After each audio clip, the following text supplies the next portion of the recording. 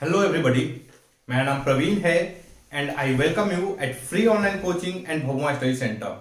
Guys, इस video lecture में मैं आपके साथ इलेक्ट्रिक चार्ज एंड फील्ड का एक टॉपिक, बेसिकली जो इलेक्ट्रिक फ्लक्स है उसको डिस्कस करूंगा। और ये हमारा इस चैप्टर का 12th नंबर ऑफ लेक्चर है। ओके, हमने एक एक पॉइंट एनसीईआरटी के हिसाब से, जो बोर्ड के स्टूडेंट है एनसीईआरटी के हिसाब से एक एक पॉइंट को डिस्कस किया है एनसीईआरटी बुक में, और साथ ही सॉल्व एग्जाम्पल जो है इंटेक्स एग्जाम्पल जो दिए हुए हैं उन सभी को हमने सॉल्व किया है, चीजों को समझे हैं। ओके, और थ्योरी पॉइंट ऑफ व्यू से हमने काफी डिटेल में क्वेश्चन सॉल्व किए हैं, चीजों को हमने डिस्कस किया है। गाइस, इस वीडियो लेक्चर में मैं आपके साथ इलेक्ट्रिक फ्लक्स के बारे में बात करूंगा।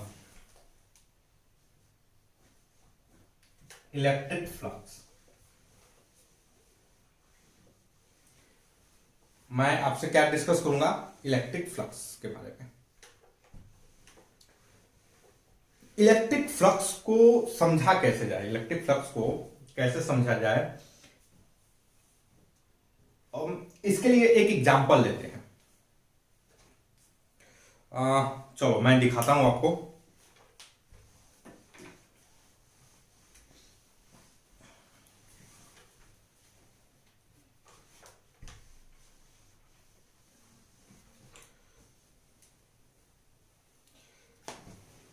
गाइज, आई होप आप मेरे मोबाइल की ये जो लाइट है, जो फ्लैश लाइट है, आप इसको देख रहे होंगे। ओके, एक चीज देखो, ये फ्लैश लाइट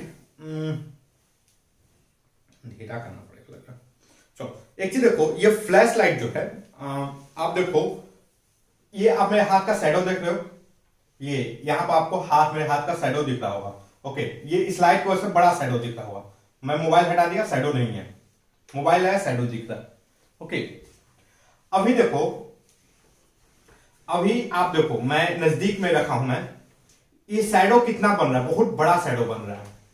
मतलब समझ रहे हो, शैडो बनने का मतलब क्या है, बड़ा शैडो बनने का मतलब क्या है कि ये जो मेरा हाथ है ना, आई होप गाइस आप शैडो कैसे बनता होगा, आप मैथमेटिक्स इसकी जानते होंगे। ओके, शैडो बनने का मतलब क्या है कि यहां से लाइट आ रही है और ये जो मेरा हाथ है उसको रोक रहा है।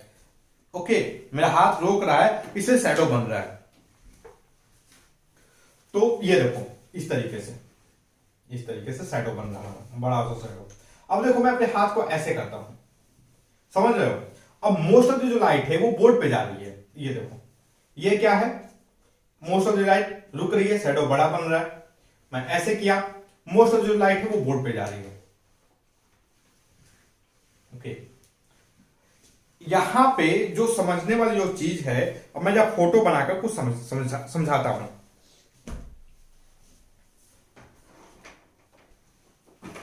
देखो, हो क्या रहा था कि इधर से ऐसे जो लाइट बीम आ रही है, ऐसे लाइट बीम इस तरीके से, ऐसे, और जो मेरा पाम है वो कहीं ऐसे बीच में खड़ा ऐसे आ रहा था पाम। आई होप आप सभी लोग एग्री करोगे। ओके, और इस एरिया में एक बड़ा सा शैडो बन रहा था, ऐसे बड़ा सा शैडो बन रहा था। चलो, this is the first case. दूसरा जो केस हो रहा था, वो लाइट बीम, इस डायरेक्शन में लाइट बीम आ रही थी ऐसे, और जो मेरा पाम था वो कुछ इस तरीके से था, और इधर कोई छोटी सी शैडो बन रही थी। गाइज, ये जो चीज है, इस चीज को समझना जरूरी है, बेसिकली फ्लक्स के पॉइंट ऑफ व्यू से।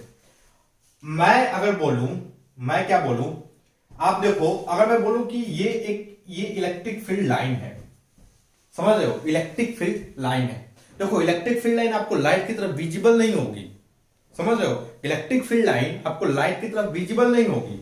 आप उसको एक्सपीरियंस कर सकते हो अगर स्पेस में चार्ज लेकर आओगे तो लेट अस अज्यूम कि पूरे स्पेस में ये इलेक्ट्रिक फील्ड लाइन है। ओके, और ये एक सरफेस है, दिस इज द सरफेस, ये एक सरफेस है, जस्ट लाइक माई हैंड। जब हमने अपने हाथ को ऐसे किया था तो इधर से इलेक्ट्रिक फील्ड लाइन आ रही है, बीच में सरफेस है। आप क्या देखोगे कि ये जो सरफेस है, ये सारी की सारी लाइन जो है ये इस सरफेस को क्रॉस करेगी, कट करेगी, सरफेस को क्रॉस करेगी। बात समझ रहे हो? सरफेस को क्रॉस करेगी, क्रॉस द सरफेस।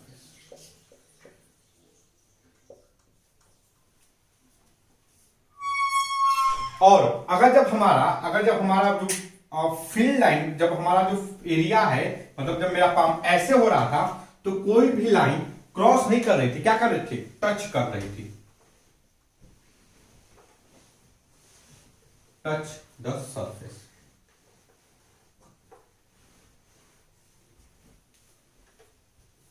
क्या कर रही थी भाई? टच कर रही थी। अच्छा, एक चीज देखो, एक चीज इसमें जो समझने वाली जो बात है वो ये है कि मैक्सिमम जो लाइन, मैक्सिमम देखो, अच्छा एक चीज देखो, ये सरफेस, ये देखो, इस सरफेस का अगर मैं बात करूं तो ये सरफेस क्या है? अगर मैं मैथमेटिकल टर्म में बात करूं तो this surface is perpendicular to the beam of light. ये बेसिकली अगर बीम ऑफ लाइट है, दिस इज अगर बीम ऑफ लाइट है, बीम ऑफ लाइट, तो ये क्या है? Perpendicular to the beam of light है। सरफेस क्या है भाई? Perpendicular to the beam of light है। और इस केस में क्या है भाई?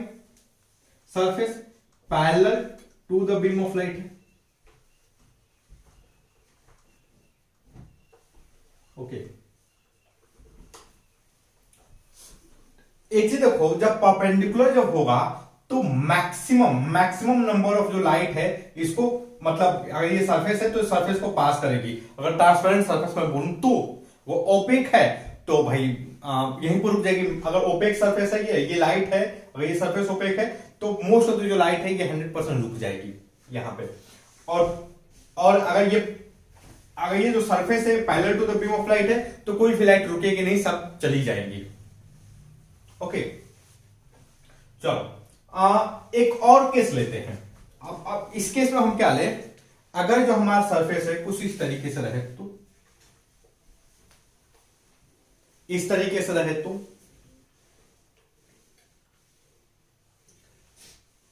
अगर इस तरीके से रहे तो भाई 100%, देखो इस तरीके से रहे तो उतनी ज्यादा नहीं, मतलब मैं अगर ये सेम उतनी ज्यादा जो है वो नहीं रुकेगी, समझ रहे हो? यहां पर आपको ओरिएंटेशन जो है वो समझना जरूरी है। अगर इस तरीके से रहे तो ये ज्यादा नहीं रुकेगा। इससे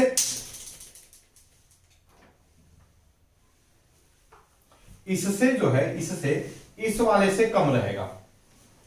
you have to realise it.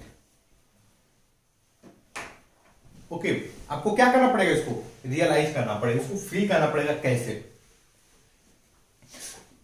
तो एक चीज देखो, अभी जो मेरा मेन मकसद ये बताना है कि आपको क्या करना है। आपको चेक करना है पहला चीज beam and surface orientation, beam और सरफेस का ओरिएंटेशन।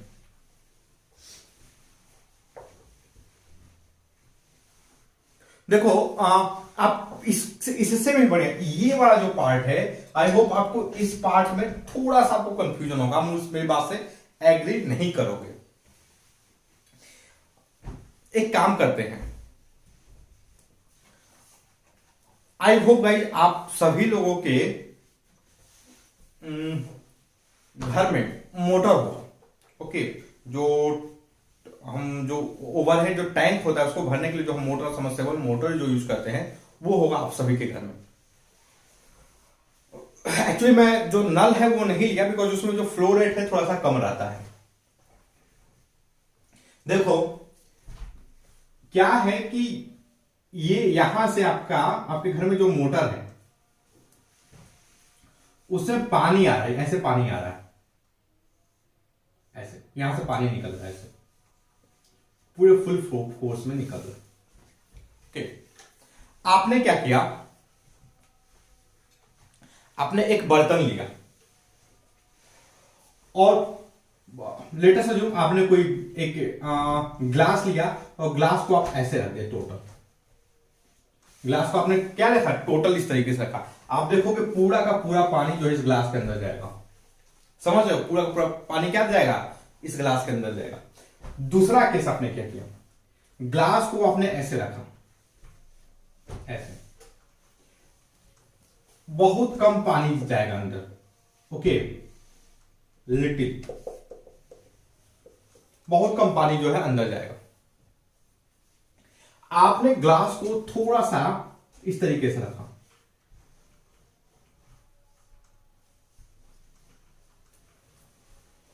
पानी क्या जाएगा, इससे कम जाएगा इस वाले, देखो ये फर्स्ट ओरिएंटेशन, ये सेकेंड ओरिएंटेशन।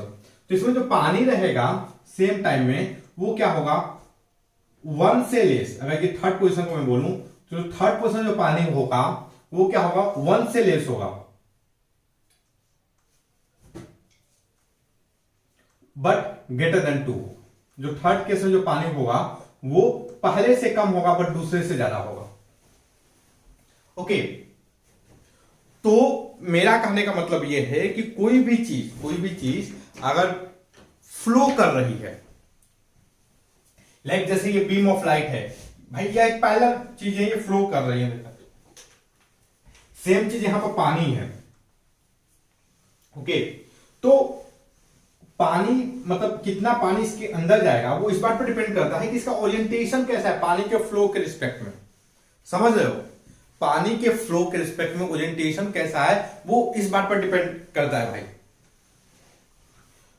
तो अभी हम लोग क्या करते हैं, देखो हम लोग का अभी जो मेन मकसद क्या है, चीज को समझना, सरफेस का ओरिएंटेशन और कितना चीज उस सरफेस को क्रॉस करेगी, काट करके कितनी चीजें निकलेंगी। समझ रहे हो, इस चीज को समझना है। तो आप तीन चीज अभी समझ गए होंगे कि देखो अगर ये वाला केस है तो कोई भी चीज 100% कट करेगी, ये वाला जो चीज है तो कोई भी चीज बिल्कुल भी कट नहीं करेगी, और ये बीच वाला जो है तो भाई इससे कम रहेगा, इससे ज्यादा रहेगा। देखो ये 0, ये 100, अगर हम मैं मानूं तो ये समथिंग बिटवीन 0 to 100, 0 to 100, इस वाले केस में समथिंग बिटवीन 0 to 100 होगा, ओके। गाइस देखो इस चीज को और बढ़िया से समझने के लिए हमें थोड़ा सा और ज्यादा मैथमेटिकल टूल की जरूरत है, और वो मैथमेटिकल टूल क्या है, सरफेस पे परपेंडिकुलर। वो मैथमेटिकल टूल क्या है, perpendicular to the surface, okay, perpendicular to the surface, surface पे परपेंडिकुलर। और गाइस देखो एक गिवन पॉइंट पे ना परपेंडिकुलर टू द सरफेस, अगर एक पॉइंट फिक्स है, एक पॉइंट दे दिया गया है, तो परपेंडिकुलर टू द सरफेस जो है वो एक फिक्स डायरेक्शन होगा। मेरा क्या मतलब है, परपेंडिकुलर टू द सरफेस एक फिक्स डायरेक्शन होगा, इसका क्या मतलब है, जैसे ये बोर्ड देखो, ये आप बोर्ड देख रहे हो, मैं अगर डायरेक्शन की बात करूं, देखो इस बोर्ड के प्लेन में कितने डायरेक्शन होंगे, एक इधर भी हो सकता है, इधर हो सकता है, इधर हो सकता है, इधर, बहुत सारे, मतलब सिर्फ यहां भर के इसमें डायमेंशन होंगे इस बोर्ड के प्लेन में।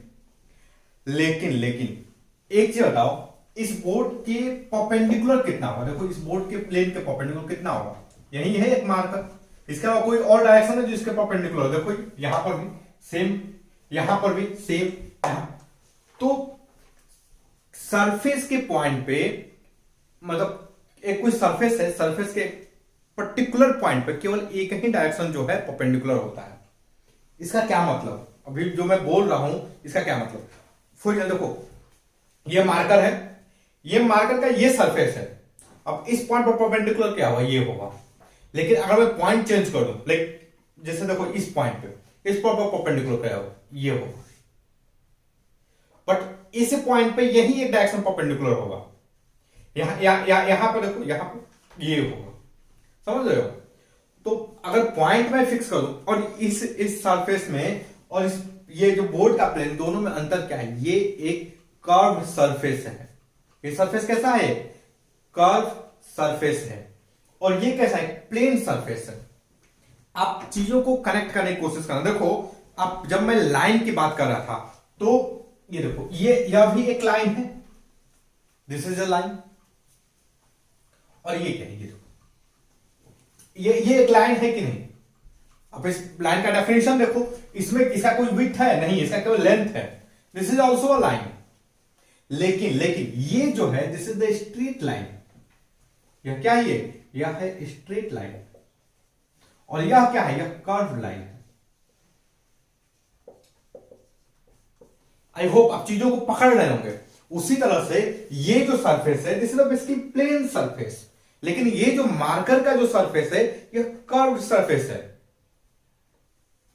ओके, जो मार्कर का जो सरफेस है वह कर्व सरफेस है। आई होप गाइस आप चीजों को पकड़ रहे होंगे। देखो, इन सब चीजों को नोट करना बहुत जरूरी है। ओके, तब जाके आपको जो चीजें हैं समझ में आएंगी। आपको स्ट्रेट लाइन में, कर्व लाइन में अंतर समझना होगा। आपका प्लेन सरफेस, ये जो प्लेन सरफेस है और कर्व सरफेस है, उसमें उस चीजों को समझना होगा। देखो, आप इन सब चीजों के बारे में बहुत बढ़िया से पढ़ेंगे। आप कहां पढ़ेंगे? तो एक 3D ज्योमेट्री जब पढ़ेंगे तब। क्लास 12 में पढ़नी है आपको 3D ज्योमेट्री। और दूसरा कब पढ़ेंगे? जब आपको मौका मिलेगा मैथमेटिक्स पढ़ने का। और अगर आप इंजीनियरिंग है तो जब आप इंजीनियरिंग मैथमेटिक्स पढ़ेंगे तब इस टाइप की चीजों को डिस्कस करेंगे। और दूसरा, अगर आप मैथमेटिक्स से बीएससी करते हैं तब भी आप इन सब चीजों को समझेंगे। ओके, तो थोड़ा बहुत ट्रेलर जो है आपको क्लास 12 में 3D ज्योमेट्री में मिलेगी। और बाकी जो चीजें हैं और बढ़िया से जो होते हैं ना भाई उस्ताद बनाने वाला, वो कहां मिलेगा? आप इंजीनियरिंग मैथमेटिक्स या फिर बीएससी से, मैथमेटिक्स से बीएससी करते हैं तब।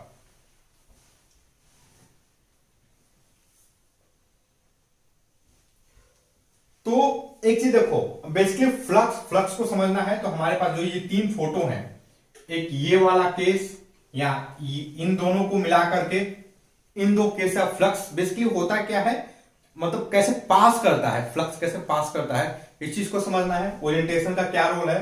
अब ओरिएंटेशन को प्रॉपर डिफाइन करने के लिए हमें परपेंडिकुलर टू द सरफेस समझना होगा। परपेंडिकुलर टू द सरफेस समझने के लिए आपको 2 चीज बारे में समझना होगा। पहला चीज, एक प्लेन सरफेस पे कैसा परपेंडिकुलर होता है, और दूसरा कर्व सरफेस पे कैसा परपेंडिकुलर होता है। अब बात समझ, देखो आप इस चीज से समझो। जैसे देखो, ये एक स्ट्रेट लाइन है, इस पे परपेंडिकुलर क्या होगा भाई? इस पे परपेंडिकुलर ये लाइन होगा, दिस इज द परपेंडिकुलर। लेकिन ये कर्व लाइन है। अब इस पे परपेंडिकुलर क्या होगा? देखो, यहां पर परपेंडिकुलर ये होगा, इस पॉइंट पर परपेंडिकुलर ये होगा, इस पॉइंट पर परपेंडिकुलर ये होगा। बात समझ रहे हो? तो कर्व लाइन किसकी तरह बिहेव करता है? कर्व सरफेस की तरफ। स्ट्रेट लाइन किसकी तरह बिहेव करता है? एक ये प्लेन की तरफ, एक क्या है, एक प्लेन सरफेस की तरफ। ओके, चलो, आई होप गाइस आपको चीजें थोड़ी सी समझ में आ गई होंगी। और देखो गाइस, अगर मैं एक पर्टिकुलर पॉइंट दूं तो इस पॉइंट पे जो नॉर्मल है वो एक फिक्स है। इस पॉइंट पे जो नॉर्मल है एक ही है, बाकी सब चीजें बहुत सारी है। जैसे देखो, ये एंगल हो गया, ये but normal is basically fixed. Same चीज, सेम जो चीजें होती है वो क्या होती है? प्लेन के साथ। ये जो कर्व सरफेस है इस पे नॉर्मल क्या है भाई? फिक्स है। Normal is fix. ये जो कर्व सरफेस है, कर्व सरफेस पे नॉर्मल जो है वो फिक्स है। आई होप आप इस चीज को समझ रहे होंगे। Normal is fixed at a curve surface. एक गिवन पॉइंट पर कोई भी कर्व सरफेस है तो नॉर्मल जो है वो फिक्स है। तो सरफेस को समझने के लिए हमें किस चीज की जरूरत पड़ेगी? क्या समझना होगा? Normal to the surface. हमें किस चीज की समझने की जरूरत पड़ेगी? Normal to the surface. पहले नॉर्मल क्या होता है, सरफेस पे नॉर्मल का क्या मतलब है। ओके, और बहुत सिंपल तरीका इसका समझने का, आपके पास जो भी कोई चीज है आप बस ऑब्जर्व कीजिए। ओके, आपको ये एक स्ट्रेट लाइन है जिसका बेसिकली कर्व लाइन। ओके, अब इसको कंपेयर कीजिए, इस पे ज्योमेट्री बनेगी, आप नॉर्मल हो गए, यहां पर ये नॉर्मल हो गया, देखो बहुत सारे नॉर्मल हो गए। ओके, सेम चीज ये बेसिकली लाइन है, ये बोर्ड सरफेस है। आपका ये जो पाम है वो सरफेस है, लेकिन ये जो मेरा मार्कर है this is the basically curve surface. Okay, तो आपको इस तरीके से चीजों को कनेक्ट करना पड़ेगा। चलो मैं थोड़ा सा इस बोर्ड को क्लीन करता हूं, हम फर्दर आगे डिस्कस करते हैं। बेसिकली हमारा मेन मकसद क्या है, फ्लक्स क्या है, इस चीज को समझना, इस चीज को रियलाइज करना। ओके, मैं भाई क्लीन ये जो बोर्ड है इसको क्लीन करता हूं, फिर हम आगे डिस्कस करते हैं। ओके गाइस, तो अब मैं क्या करता हूं, जो हमारा ओरिजिनल फोटो है उसको एक बार फिर से बनाते हैं, जो जिस फोटो से हम चीजों को समझेंगे, हम बेसिकली इस फोटो से समझने वाले चीजों को। ये हमारी लाइन है, सरफेस की 3 पॉसिबल ओरिएंटेशन है, एक ये,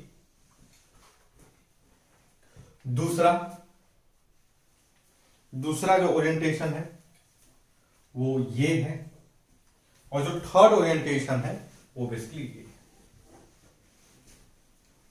ओके, जो थर्ड ओरिएंटेशन है वो बेसिकली ये है।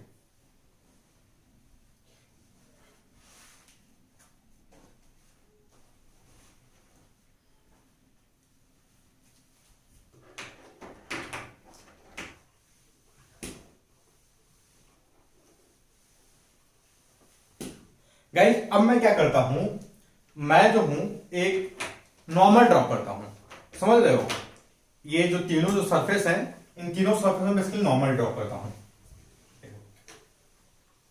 इस सरफेस पे नॉर्मल,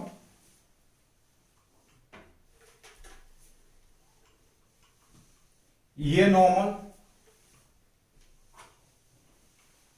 और ये नॉर्मल। ओके, ये जो तीनों क्या है, नॉर्मल है। एक चीज देखो गाइस, ये एंगल देखो, ये जो है आप ध्यान से देखोगे, ये नॉर्मल, ये नॉर्मल, ये जो है हमारा बेसिकली बीम का डायरेक्शन है, और this is the direction of normal. ये दोनों क्या है, एक दूसरे के साथ कॉन्साइड मतलब पैरेलल है, समझ रहे हो। और इस केस में मैक्सिमम फ्लक्स ज्यादा है। यहां पर देखो ये क्या है, ये बेसिकली 90 डिग्री है, यहां पर क्या है बेसिकली 90 डिग्री है। यहां पर भी जो फ्लक्स है वो क्या जा रहा है भाई, यहां पर भी जो फ्लक्स है वो जीरो जा रहा है। यहां पर कोई कट मतलब कोई भी बीम जो है इस सरफेस को कट नहीं कर रही है, जीरो फ्लक्स है। और इस केस में जो फ्लक्स है, इस केस में फ्लक्स वह क्या है भाई, इस केस में जो फ्लक्स है वो कंप्लीट नहीं कट कर रहा है, समझ रहे हो। इस केस में जो फ्लक्स है वो कंप्लीट कट नहीं कर रहा है। ऑब्वियस सी बात है ना भाई। देखो अगर मैं यहां पे एरिया की बात करूं, ये एरिया क्या होगा, ये एरिया छोटा होगा, ये वाला एरिया बड़ा होगा। ओके, तो सेम नंबर ऑफ फ्लक्स के लिए ज्यादा एरिया चाह रहा है। अब बात समझ रहे हो, जैसे इसमें देखो 1 2 3, इतने एरिया में 3 लाइन जा रही है। यहां पर देखो इतना बड़ा एरिया है, लेंथ देखो यहां पे इतना छोटा, ये वाला ये लेंथ में देखो, this is the best length. यहां पर देखो ज्यादा लेंथ है ना भाई, 3 एरिया 3 लाइन के ज्यादा लेंथ मतलब ज्यादा एरिया लग रहा है, तो इसमें फ्लक्स कम है। तो एक चीज देखो, जो फ्लक्स का बेसिकली क्या है, डेफिनेशन क्या होता है, फ्लक्स जो है वो बेसिकली क्या होता है। फ्लक्स को अगर हम नॉर्मल तरीके से डिफाइन करें तो ये क्या होता है, इलेक्ट्रिक फील्ड। इलेक्ट्रिक फील्ड, अगर मैं इलेक्ट्रिक फ्लक्स की बात करूं, बेसिकली इलेक्ट्रिक फील्ड, ये जैसे बीम है, ये बीम आपको दिखाई देता है, ये बीम जो है क्या है आपको भाई दिखाई देता है, लेकिन जो इलेक्ट्रिक फील्ड है वो आपको दिखाई नहीं देती, you can feel it. Okay, तो अगर स्पेस में इतना इलेक्ट्रिक फील्ड लाइन है तो जो फ्लक्स होगा वो क्या होगा, electric field into area, into area. मैं थोड़ा सा इसमें करेक्शन करता हूं, डैश करता हूं, नॉट एरिया नहीं लिखता।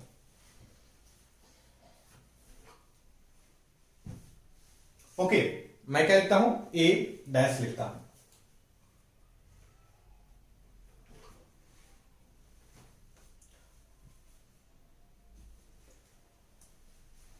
गाइस देखो, ये ए डैश इसलिए लिखा गया है कि एरिया जो है, ये जो एरिया है ये basically parallel to the field कितना है। अब बात समझ रहे हो, एरिया जो है पैरेलल टू द फील्ड कितना है। ए डैश क्या है, not parallel, perpendicular to the field, area perpendicular to the field, perpendicular to the field. अब इस चीज को निकालने के लिए हम क्या करते हैं भाई, हम एरिया को नॉर्मल वेक्टर से डिफाइन करते हैं। अभी मैं आपको बताया था कि जैसे देखो ये बोर्ड का जो प्लेन है उस पे जो नॉर्मल वेक्टर इसके एक ही है। ओके, अब कोई कर्व सरफेस है, कोई कर्व प्लेन है, तो कर्व सरफेस उस पर्टिकुलर पॉइंट पर नॉर्मल वेक्टर एक ही होगा। तो एरिया को हम क्या बोलते हैं, एरिया को हम डिफाइन करते हैं एक नॉर्मल वेक्टर से। हम किससे डिफाइन करते हैं भाई, we define it with normal vector. उसको किससे डिफाइन करते हैं, नॉर्मल वेक्टर को। और एरिया हम क्या लिखते हैं, जो एरिया वेक्टर होता है हमारा, एरिया वेक्टर जो होता है वो क्या होता है भाई, वो एरिया का मैग्नीट्यूड, ओके, एरिया का magnitude into normal vector. Normal unit vector जो है वो नॉर्मल वेक्टर है। ओके,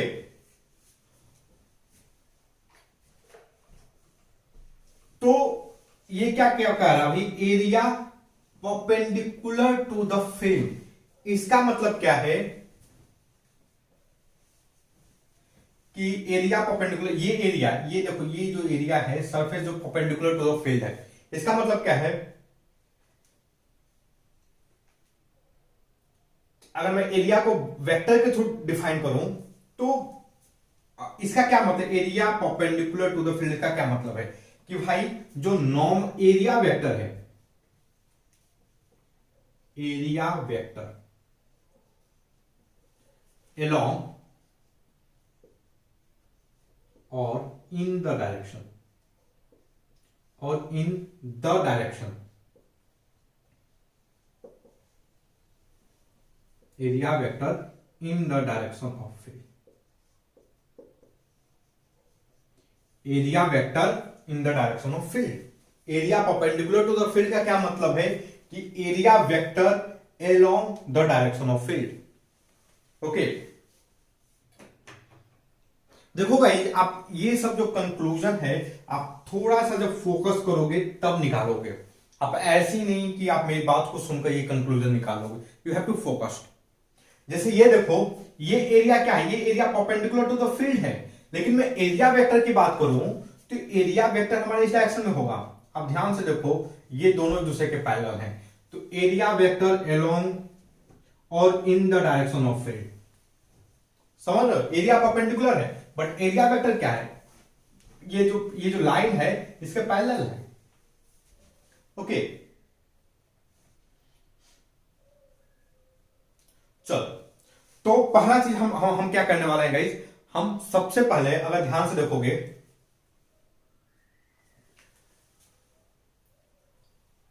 ये हमारा नॉर्मल वेक्टर है और ये जो है ये हमारी इलेक्ट्रिक फील्ड है, इनके बीच का ये एंगल थीटा है।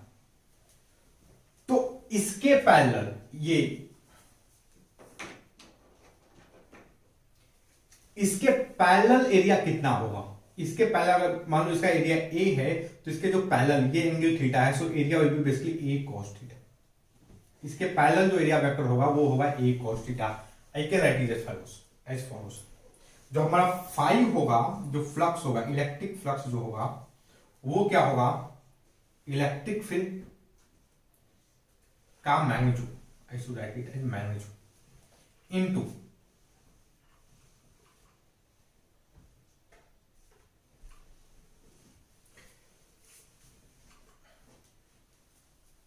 cos theta। This is the basically electric field, electric flux. और इसको मैं और बढ़िया से टर्म में लिखूं तो इलेक्ट्रिक फ्लक्स जो होगा वो क्या होगा, vector E dot vector A. Okay, vector E dot vector A. So this is the basically क्या है, इलेक्ट्रिक फ्लक्स है। एरिया और इलेक्ट्रिक फील्ड का जो डॉट प्रोडक्ट होता है that is the electric flux. Okay, इसका आई होप गाइज आप चीजों का जो मतलब है ये सब चीजें समझते होंगे। गाइज देखो, एक बहुत ही फेमस फोटो है इलेक्ट्रिक फ्लक्स को समझाने के लिए, और वो जो फेमस फोटो है वो जो मैं सबसे पहले देखा था वो बेसिकली आपकी जो रेजनिक हेलिडे की बुक आती है उसमें है। मैं वो फोटो आपको दिखाना चाहता हूं। ओके,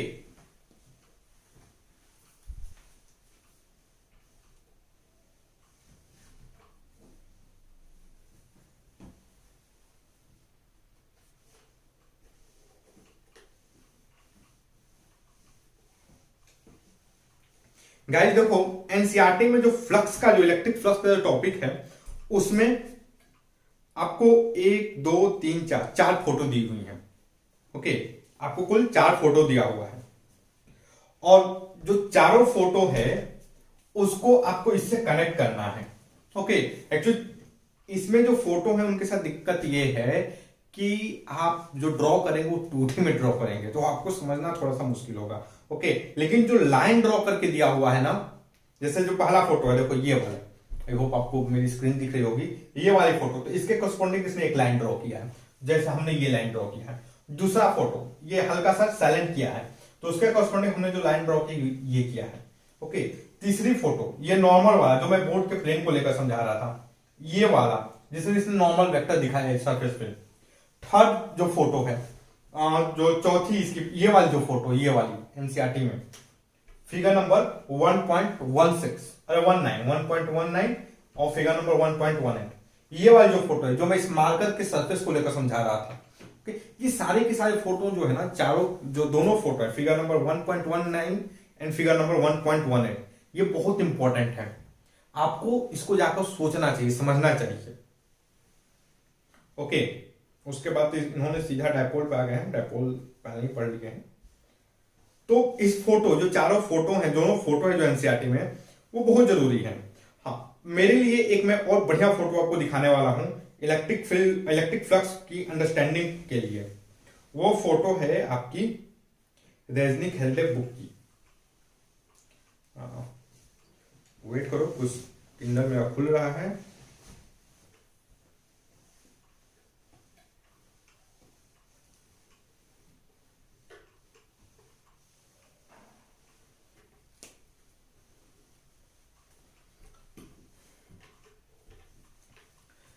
गाइस, जिस फोटो की मैं बात कर रहा था वो फोटो है आपके, मेरे पास जो रेजनिक हेल्डे की जो बुक है एक्चुअली इसके जो आईआईटी जेई वर्जन के लिए जो है। ओके, मैं कवर फ्रंट पेज पर जाता हूं।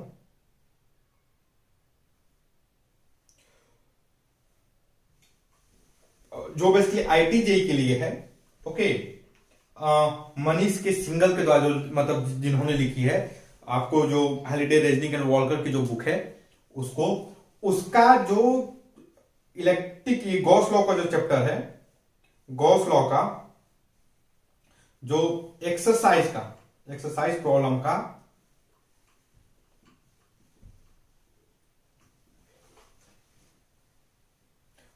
एक्सरसाइज का 24 प्रॉब्लम नंबर, इसका जो क्वेश्चन है, इसका जो फिगर नंबर इस बुक में जो फिगर नंबर है 23.55, ये जो फिगर नंबर है बहुत बढ़िया से मतलब चीजों को समझाया फ्लक्स पे। उसने क्या है कि आपके पास एक बटरफ्लाई नेट है। ओके, आई होप आप बटरफ्लाई नेट का फोटो गूगल करके देखेंगे, बटरफ्लाई नेट है। ओके, और उसका जो शेप है कुछ इस तरीके से ऐसा होता है, ये आपका ओपनिंग हो गया, ऐसे जाकर के कुछ ये कर्व हो जाएगा, यहां पे ये बंद हो जाएगा, ये बटरफ्लाई नेट हो गया। ओके, अब जो इलेक्ट्रिक फील्ड लाइन है वो कुछ ऐसे आ रही है।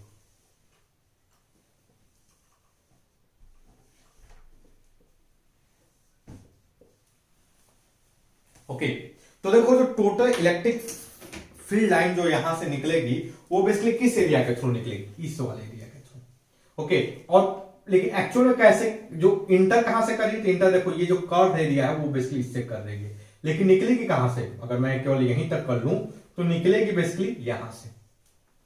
ओके गाइस, तो इलेक्ट्रिक फील्ड लाइन जो है बेसिकली इस तरीके से पास मतलब काम करती है, इस तरीके से बेसिकली बिहेव करती है, समझ रहे हो।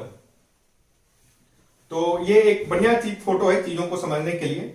एंड आई होप गाइज आप बेसिकली इलेक्ट्रिक फ्लक्स बेसिकली क्या होता है ये इस चीज को समझे होंगे। ओके, आप आप इस चीज को समझ पाएंगे कि बेसिकली कैसे जो है, मतलब जो बीम ऑफ लाइट है चाहे जो भी है, लाइक एक अगर कोई रनिंग वाटर है तो कैसे वो 100% किसी सरफेस को कट करेगा। 100% कट करने के लिए इसका ओरिएंटेशन इस तरीके से होना चाहिए। अगर ऐसे होगा तो नहीं तो कम करेगा। अगर मैं एक गिवन एरिया की बात करूं और ये ऐसे है तो बिल्कुल भी कट नहीं करेगा, पेंट्रेट बिल्कुल भी पेंट्रेशन नहीं होगा। ओके, तो आई होप गाइस आप ये जो रिलेशन है, आप ये रिलेशन कहां से आया है, कैसे आया है, इस पे थोड़ी बहुत आपकी अंडरस्टैंडिंग आई होगी। ओके, हाँ, कंप्लीट अंडरस्टैंडिंग के लिए थोड़ी सी मुश्किल है आपको विजुअलाइजेशन का, और विजुअलाइजेशन इसलिए मुश्किल है बिकॉज आपकी जो मैथमेटिकल स्किल है थोड़ी सी और ज्यादा इंप्रूव करने की होने की जरूरत है। आपको जो 3D में कैसे शेप बनते हैं, 3D ज्योमेट्री क्या है, इसमें थोड़ी सी पकड़ आपकी होनी चाहिए। अगर पकड़ नहीं है तो ठीक है, मैं बहुत बड़ा इक्वेशन सोल्व करने की बात नहीं कर रहा, लेकिन विजुअलाइजेशन होना चाहिए एटलीस्ट। ओके, अगर 3D का विजुअलाइजेशन है then this things is very simple for you.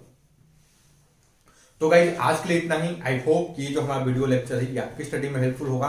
And guys if you like my video then don't forget to subscribe my YouTube channel free online coaching and Bhopal study centre. Thank you for watching.